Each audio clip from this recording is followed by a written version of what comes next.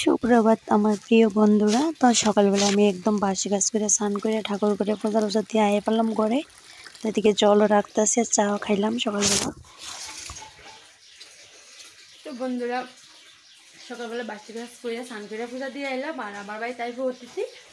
তো অতিথিকে তাইবো এটা সবটা শেয়ার করুন। তো আমি এদিকে ফিল্টার মিলটা দুইটাছি ঘরে জল রাখতেছি। তো চলো কারণ ভিডিওর এন্ট্রিটা পরে দিম মনে নেই লাগে ঠিক আছে।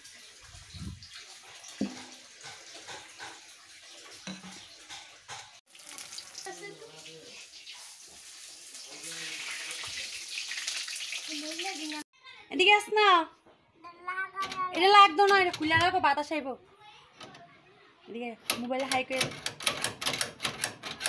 এমো এটা দেমো।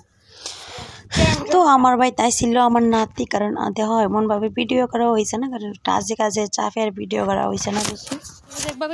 তো বিকাল 5টার দিকে ভর্তিও রওনা দিয়ে লাইলো বাড়ির দিকে।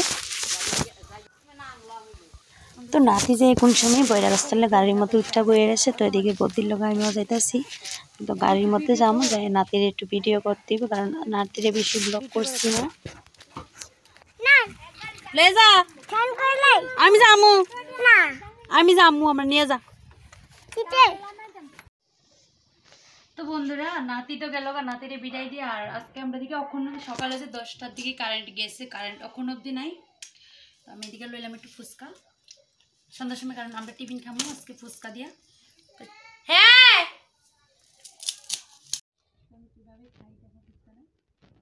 তো নাতিরে বিদায় দিলাম আর শুভ অনেকটা বাইনা ধরছে, মানে আজকে কয়েকদিন ধরে যে মা ফুচকা বানাই তো আমি আর বানাই দিছি না। তো আজকে একটু মন্ডা চাইলো, এদিকে বানাইলাম। আজকে ফুচকার জলটা কিন্তু অনেকটা স্বাদ হয়েছে।